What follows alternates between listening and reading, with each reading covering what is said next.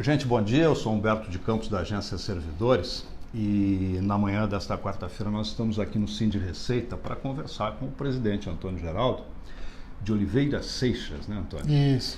E para a gente bater um papo a respeito de reforma da Previdência, o assunto que está talvez o mais importante do país, em discussão no Congresso Nacional, e vocês que são da Receita Federal, que representam os servidores, principalmente analistas tributários, é isso, né? Isso.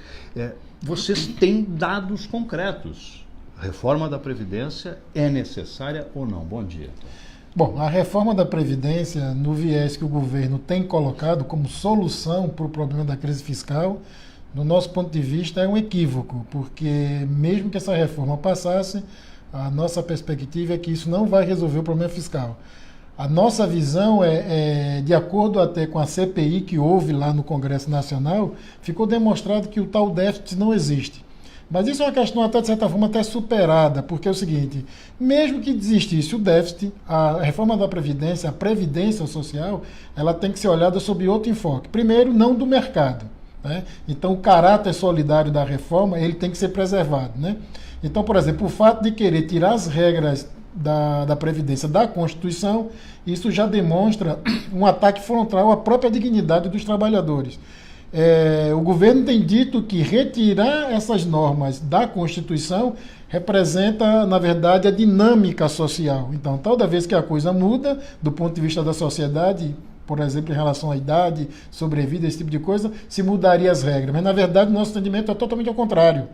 Tem que estar na Constituição, porque isso é uma matéria que diz respeito, como eu falei, à dignidade humana, e por isso ela tem que estar mais preservada. É uma política social. A seguridade social ela não pode ser enxergada sob o viés, como eu falei, da questão mercadológica. Nós temos que preservar o caráter solidário, partidário, a solidariedade da sociedade tem que estar envolvida nessa discussão. Então, para a gente, o que deveria ter acontecido inicialmente eram duas coisas. Primeiro, se fizesse uma análise da dívida pública, que é o que consome mais de 40% do orçamento, que ninguém fala nisso, e o outro aspecto é uma própria reforma tributária, que aí sim você poderia reativar a economia e dessa forma você teria até mais arrecadação com a geração de empregos através da adesão ao mercado de trabalho de mais trabalhadores, e aí a própria Previdência seria fortalecida no seu aspecto financeiro, inclusive, né?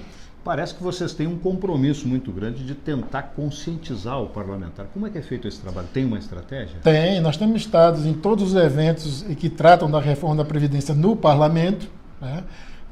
Frente parlamentar, outras reuniões com várias lideranças e tentando expor essa situação. Porque o que tem sido passado é que verdadeiramente a chaga da economia do Brasil, a crise fiscal se deve, na Previdência principalmente, à questão dos servidores públicos, e isso não é a verdade. Essa reforma que está atinge todo mundo nesse aspecto, ela é universal. Todos os trabalhadores sofrerão com essa reforma que vem aí, tá certo? Então, o nosso trabalho dentro do parlamento é conscientizar os parlamentares de que a reforma ela é um retrocesso do nosso ponto de vista. Se precisa se reformar, que faça um debate anterior para ver primeiro como se chegou a esse valor de 1 trilhão, né, que o ministro Paulo Guedes disse que vai economizar. Quais foram os cálculos? Cadê os cálculos atuariais? Né? Então tudo isso precisa ser esclarecido. Não adianta chegar apenas com uma notícia e dizer que a Previdência precisa ser reformulada porque isso vai salvar o país da sua crise fiscal. Nós sabemos que isso não é verdade, até porque dentro da própria Previdência muita coisa se mexeu, o próprio governo mexeu e retirou diversos recursos da Previdência. E isso, se for analisado sobre essa ótica e pensando apenas no servidor que contribui, claro, vai dar um déficit. Mas esse déficit, qual é a origem dele? Isso a CPI esclareceu, a CPI do Congresso esclareceu, e isso não está sendo divulgado nem levado em consideração. Então esse é o nosso trabalho, esclarecer o parlamentar, a própria sociedade, para que a gente faça esse grande debate e esclareça, porque tem muita coisa aí que do nosso ponto de vista é falacioso. Eu percebo, principalmente em todos os grupos de sindicatos desta área de Receita Federal, que vocês têm uma angústia muito grande. Vocês gostariam de mostrar para o governo a fotografia desse negócio, porque vocês trabalham com isso. E o governo parece, eu não sei se é impressão minha, e eu gostaria que você nos dissesse, que o governo não conversa com vocês, é isso, mais ou menos? De certa forma, isso está expresso de forma muito categórica e formal, né? Não é a partir desse governo que os sindicatos, por exemplo, têm sofrido esse ataque, né? Nós tivemos a edição de uma instituição normativa do planejamento que impossibilitou os colegas de se deslocarem das suas bases para virem até Brasília trabalhar. Só podem fazer isso se houver uma compensação. No passado havia uma normatização que possibilitava, num determinado ano, você ter algumas liberações de pronto para fazer o trabalho sindical, né? A gente entende que o trabalho sindical, dentro de uma democracia moderna, ele é importante até para que haja um equilíbrio na discussão, né? Então, essa IN02 incapacitou muitos sindicatos de trazerem seus filiados para participar desse debate.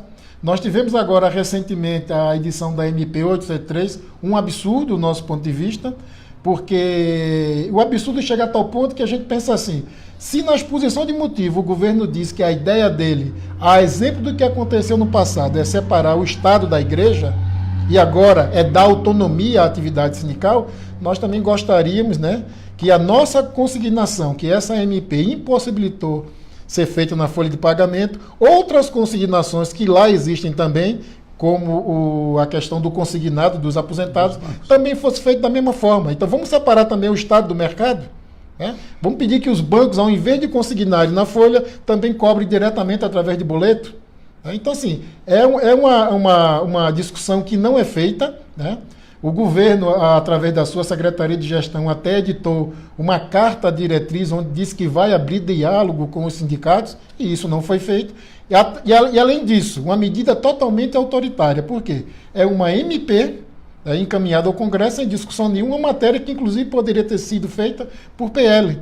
E uma MP no dia 1º de março, na véspera de Carnaval, o que impossibilitou alguns sindicatos até de reagirem para poder fazer essa cobrança de seus filiados. Então a gente percebe claramente que existe uma tendência a desmobilizar o movimento sindical e, claro, com isso a gente não concorda. O sindicato é fundamental nessa discussão democrática que a gente espera que um dia aconteça. Antônio, muito obrigado pela entrevista, parabéns pelo trabalho de vocês, e a Agência Servidores volta ao vivo ainda hoje com outras informações a respeito de reforma da Previdência.